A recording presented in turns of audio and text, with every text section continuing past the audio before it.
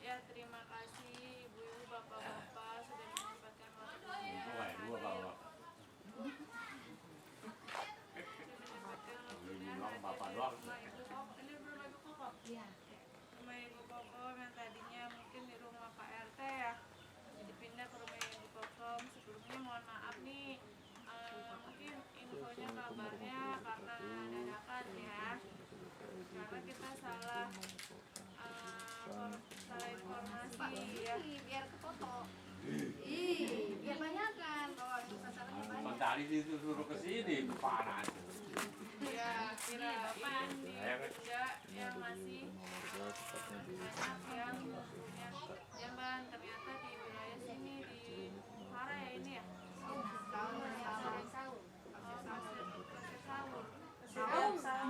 Pasir Nangka sama Pasir Nangka. Ini ke bawah Pasir Nangka. RT-nya Pasir Nangka isi. Kampung Pasir Nangka.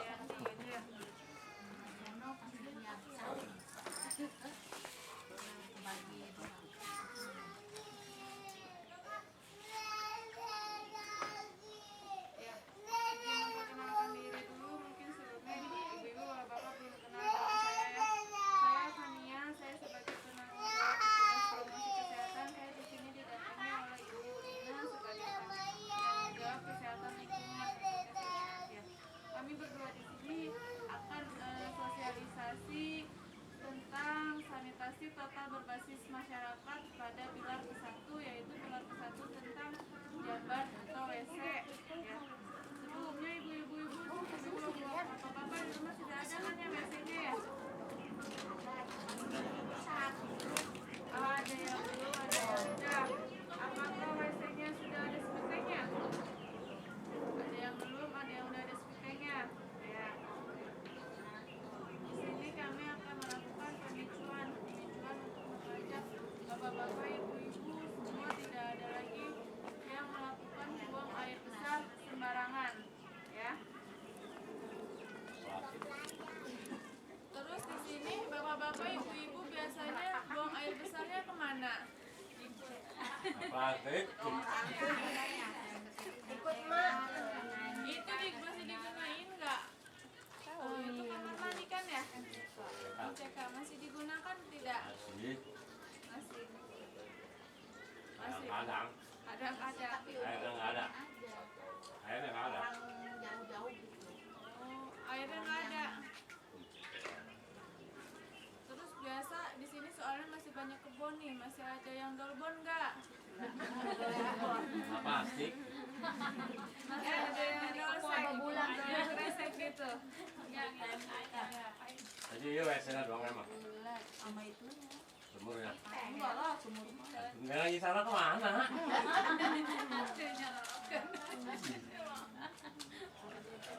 Di tank baru. Lagi sini lagi buka. Kira 8 bae.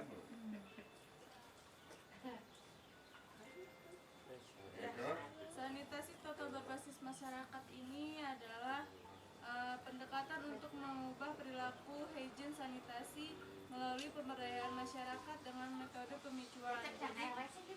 Dengan metode pemicuan kita untuk mengubah perilaku ibu-ibu, bapak-bapak menjadi lebih baik, menjadi lebih bersih ya. Program STBM ini memiliki indikator outcome dan output. Indikator outcome STBM yaitu menurunkan kejadian penyakit diare ya, dan penyakit berbasis lingkungan lainnya yang berkaitan dengan sanitasi dan perilaku. Nah, jika ibu-ibu bapak-bapak masih buang air besar sembarangan, itu akan berdampak sekali terutama pada lingkungan dan selanjutnya berdampak pada penyakit ya. Yang ini penyakitnya penyakit diare yang gampang sekali terjadi ya. Kenapa diare? Mungkin nanti kita akan dipelajari diare itu dari mana sih? Diare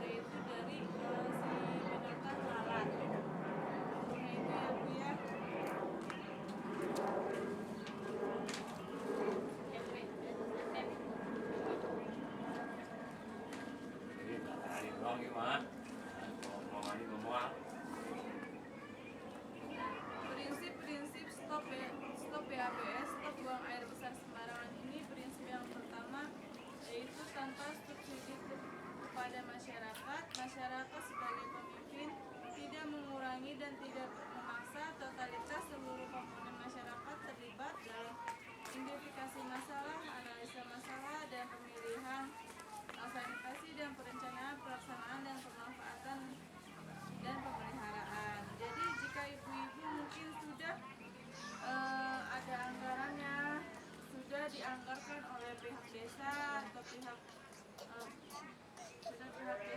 pihak lain, itu harus dirawat nanti si WC-nya. Jangan sampai nanti si WC-nya dijadikan kandang ayam atau kandang bebek. Karena kami berdua keliling selalu ngontrol, ketemu WC sudah dikasih, ternyata WC-nya dijadikan tempat nya ayam dan bebek. Ya, itu fakta ya, itu ada ininya di salah satu desa seberangan.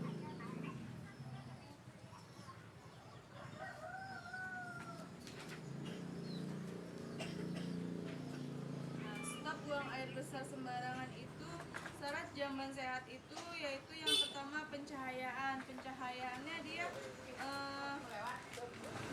udah pencahayaannya mencukupi ya, udara segar masuk dan tidak diperbolehkan kamar mandi gelap aja, itu akan menjadi lembab, dan kamar mandi jadi bau gitu ya. Jadi diusahakan di kamar mandi itu ada ventilasi kecil gitu ya. Yang kedua, dinding atap bersih dan tidak kotor. Yang ketiga, bak air, dinding dan dasar bak bersih dan sering dibersihkan nih. Bak mandi biasanya di kamar mandi ada yang punya kolam atau sudah pakai ember ini ibu-ibu. Ember kan gampang ya untuk dibersihkan ya, sehari langsung dikuras, masih bisa ya. Nah, air limbah tak ada lagi air yang tergenang di lantai, air limbah mengalir lancar. Jadi dari kamar mandi ini tidak ada lagi yang mengalir ke halaman rumah, ke belakang rumah. Jadi dipakai peralon, dibuang kemana? Misalkan langsung dibuang ke sepiteng atau dibuang ke saluran air, ke apa tuh, got ya. Di sini memang nggak ada got ya, udah pada tertutup ya gotnya ya.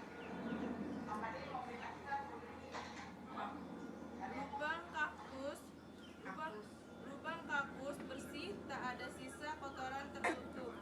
Nah, jadi lubang kakus itu ini apa, WC-nya itu tuh, lubang WC-nya itu ya harus dibersihkan.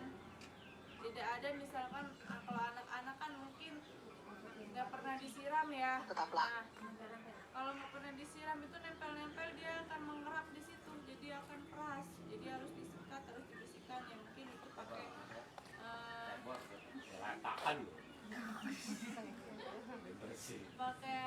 apa, pembersih ada lah ya di warung-warung, disikat. Bak kotoran jauh dari sumur agar tidak mencemari air minum. Jadi tempatnya sepiteng dengan tempatnya ibu-ibu di sini air minum pakai apa? Sumur air.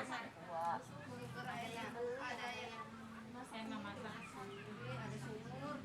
Ya, jika ibu-ibu mempunyai sumur nih, misalkan sumurnya di belakang, jadi sepitengnya harus di depan rumah. Karena jarak antara sumur dan sepiteng harus berjauhan. Kenapa begitu?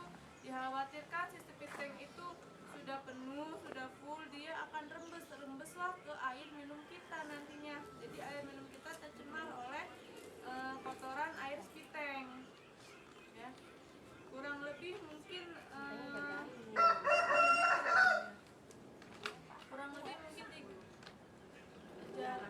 jaraknya mungkin kurang lebih mungkin 10 dan 3 meter itu.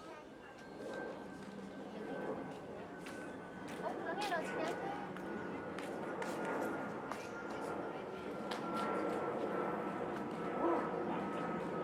Betul, kawan. Bisa pulpen terus. Tuh, gede udah tinggi saya. Kamu tidur baru. Jalan. Don. Ini mah jangan dekat di sumber air deh. Bapak Ibu punya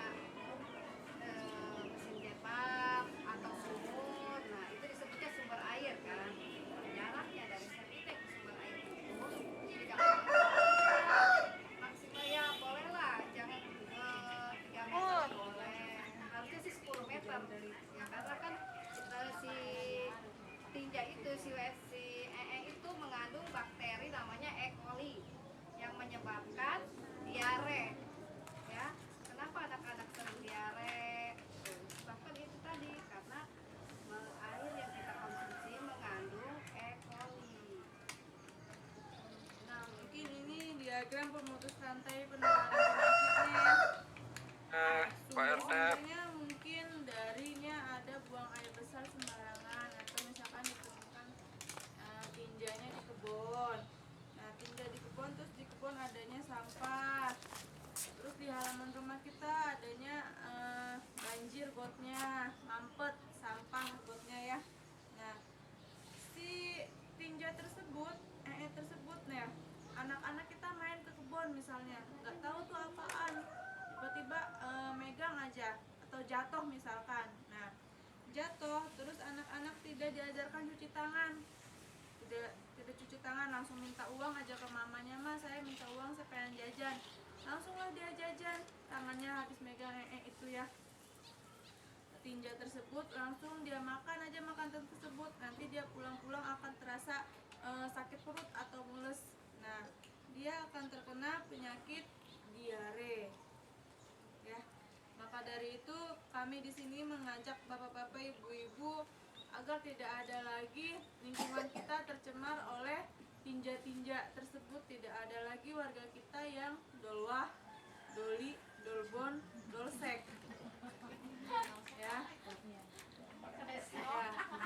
Di sawah masih ada ditemukan nggak orang-orang di sawah? Orang-orang di sawah lagi jongkok aja, masih ada nggak? Kalau yang nandur, kalau misalkan pakai sarung kan, masa nandur pakai sarung gitu ditutupin ya? Ya, tidak ada lagi warga kita yang modal di sawah, modal di kebun, modal di kali, dan modal di kresek. Apalagi nih di kresek ya. Ini orang masih modal di kresek.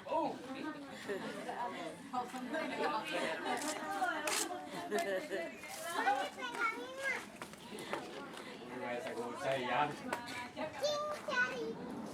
Iya kan, takutnya malam-malam mau ke kali. Takut ada beres apa.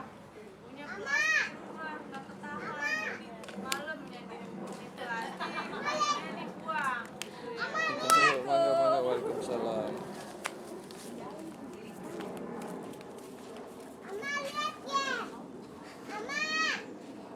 Awas jatuh deh, takut jatuh.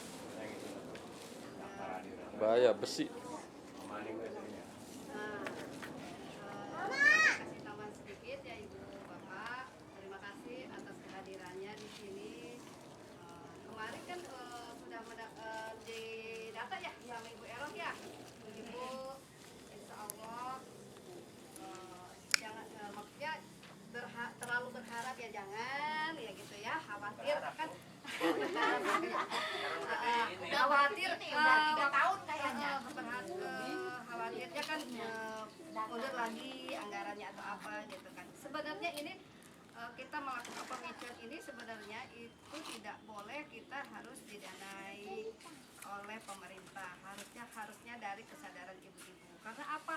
Pemerintah dari tahun berapa zamannya Pak Jaki, sebelum Pak Jaki, saya bapaknya Pak Jaki gitu ya, dia sudah berusaha gitu membuatin MCK, tapi hasilnya apa? Nggak pernah dirawat gitu kan, ngebuatin fasilitas-fasilitas untuk umum, tapi akhirnya nggak dirawat. Oleh karena itu sekarang programnya dialihkan untuk sendiri-sendiri.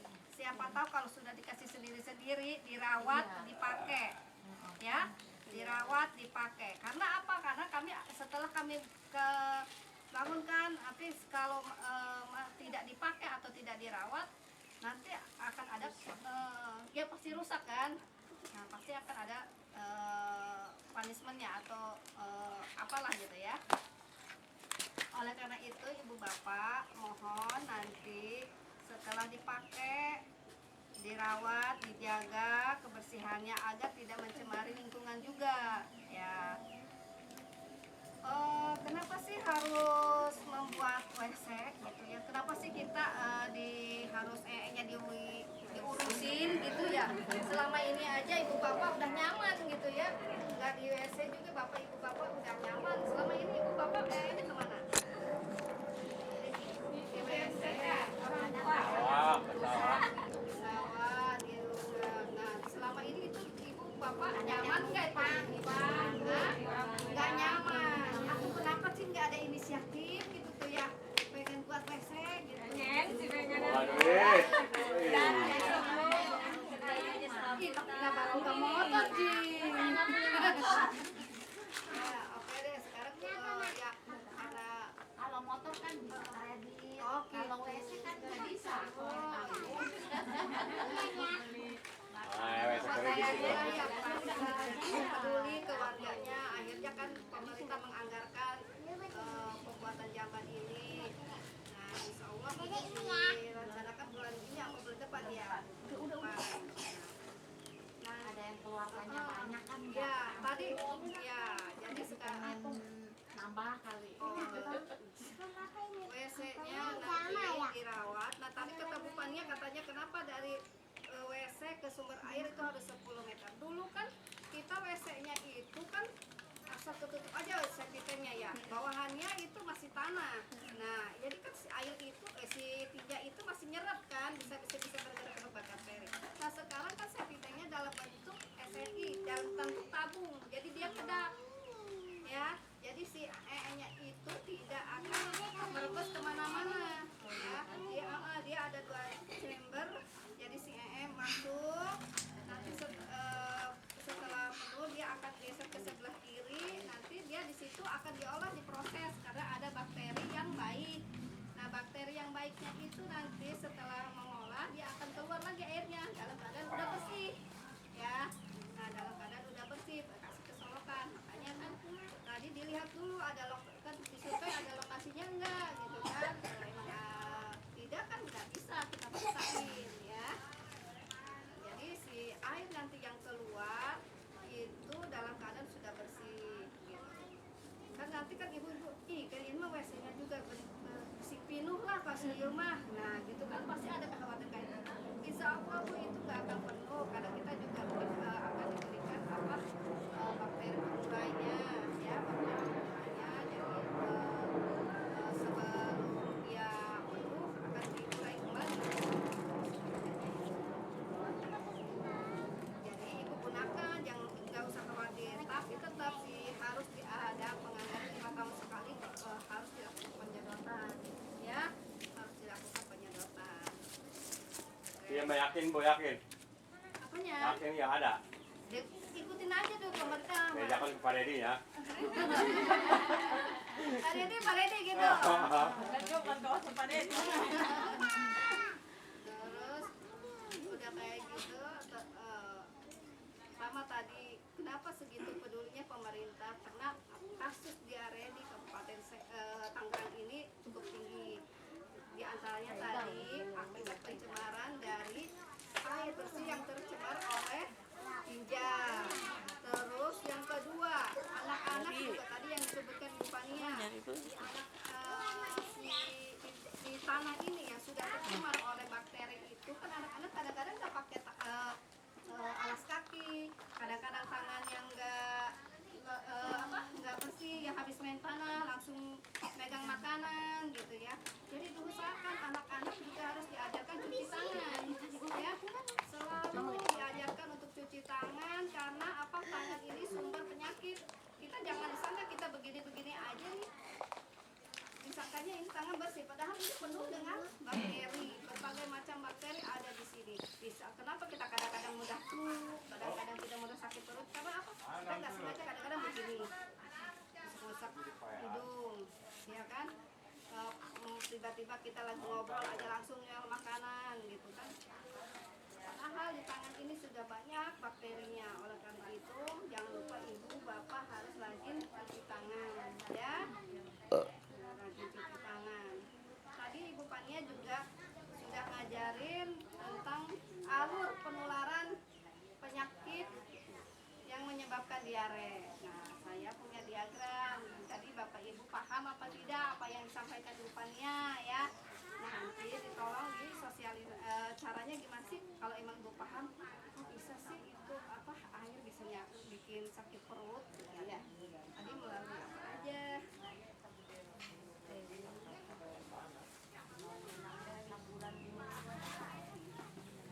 Jadi tolong dipasangin alurnya.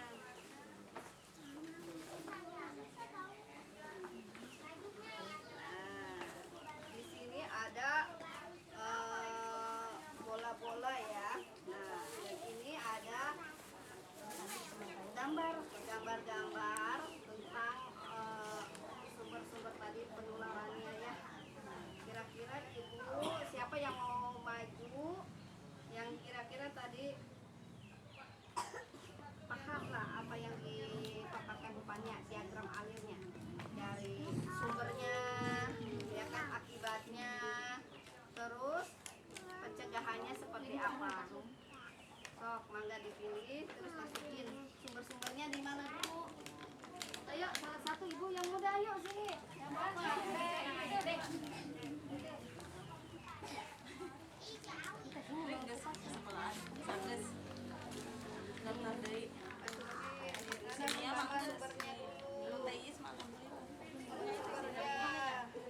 Boleh mana aja. Masukin, Bu, masukin. Nah, itu. Kasih tahu ibu-ibu, kasih tahu. Ya. Ya, di sini kemana? Dibantu, boleh dibantu, Bu. Ayo. Sumbernya ini apa sih? Ayo. Ini pencegahannya. Ini sumber ke sini, sumber.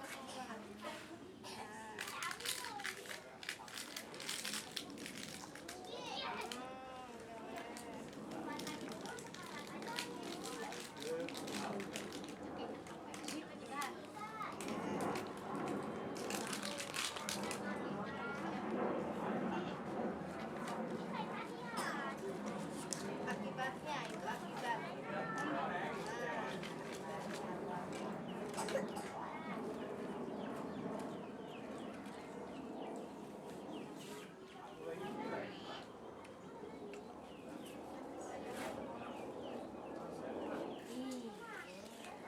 Apa ini?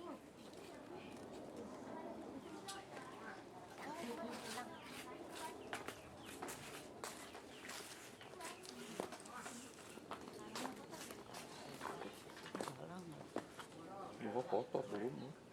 Mendingan di motor.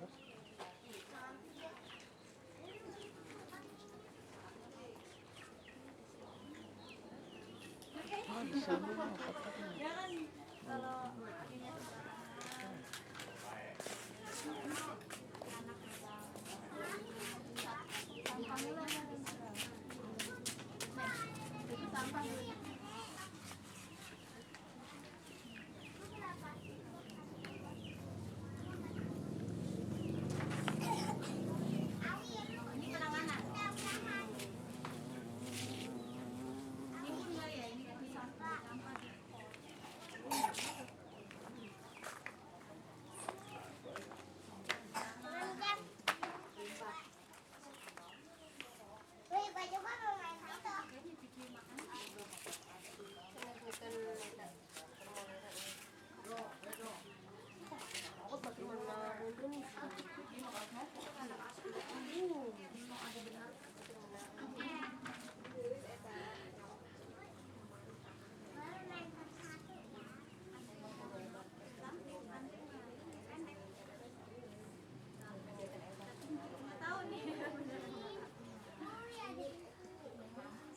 Ya, oke, terima kasih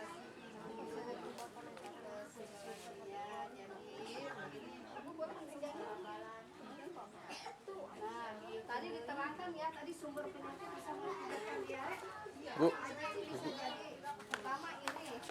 Walaupun dia nya di WC ya, tapi kalau dia tidak punya septic tank, sama aja itu mencemari lingkungan ya. Karena kan si itu kan ada E. coli-nya, ada bakterinya, dia jatuh ke badan air yang ngalir lah gitunya, jadi kan jadi sumber penyakit ya. Terus kedua juga tanah ya, anak-anak juga kadang-kadang habis megang tanah langsung megang makanan aja ya. Nah juga bisa menyebabkan diare. Terus sampah yang menumpuk, ya, sampah. Karena itu jadi sumber penyakit juga. Nih, dihinggapi. Kenapa kok sampah bisa? Karena sampah itu juga bisa dihinggapi lalat, ya. Sampah. Sampah akibatnya apa? Ini sumber-sumbernya. Nah, kenapa sampah? Jadi sampah ini nanti kan dia terbang, ya, dia hinggaplah ke makanan, ya, makanan, apalagi makanannya terbuka kayak gini, ya. Kalau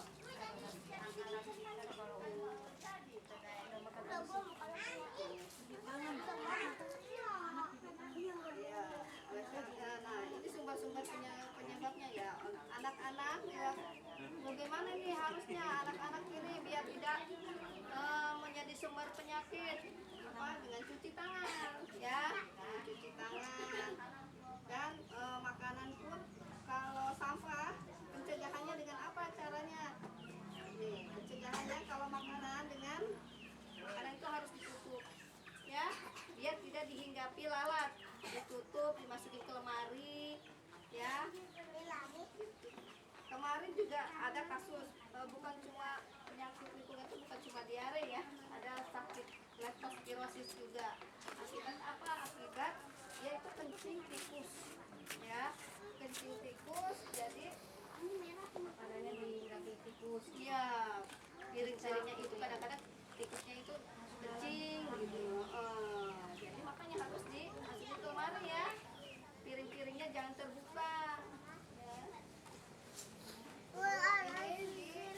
Makanan itu harus ditutup, ya, makanan harus ditutup. Terus sampah-sampah yang tadi apa, ini rongsokan itu kalau emang tidak bisa dipakai kayak kaleng, kalau kan biasanya kan ibu-ibu suka dipilah lagi, ya, suka ditukar ke kerompongan, ya. Kalau seandainya kayak botol-botol itu kan udah nggak bisa ditukar ke kerompongan, ya. Kalau bisa dikubur, ya, biar apa, biar nanti di saat musim hujan kadang-kadang kan botol itu kan kena air, ya, nampung air. Akibatnya apa? Jadi sumber penyakit DBD, ya, nyamuk. Karena nyamuk DBD itu bukan senangnya tinggal di selokan, bukan, tapi di air yang bersih, ya. Ibu-ibu kalau di rumahnya nampung air, ya, harus ditutup, ya. Kadang-kadang kan ibu-ibu mah di dapur tuh ke ember, ke baskom, isinya airnya kan buat nyuci doang. Iya. Nah, boleh ibu kalau sehari itu, ya, sehari langsung habis nggak apa-apa, ya. Karena apa? Minuman gitu. Iya, kalau bisa boleh, nggak apa-apa, asal karena apa, si nyamuk itu kan bertelur gitu. Dalam 7 hari itu si nyamuk itu bisa jadi nyamuk dewasa itu cepat, 7 hari aja udah saatnya si nyamuk dewasa, dia sudah mulai bertelur lagi. Karena itu kalau seandainya yang suka nampung di bak gede gitu, ya, kubahannya di sini disebutnya, ya, kubah. Nah, disikat, ya, disikat jangan sampai halaran jo eta bok nantinya aya lumutan. Sering disikat biar enggak ada penyakit DBD. Nah, jadi pencegahannya tadi dikubur, ya, barang-barang yang sudah tidak berguna. Setelah dilakukan pencegahan, insya Allah tidak akan ada lagi yang namanya sakit diare.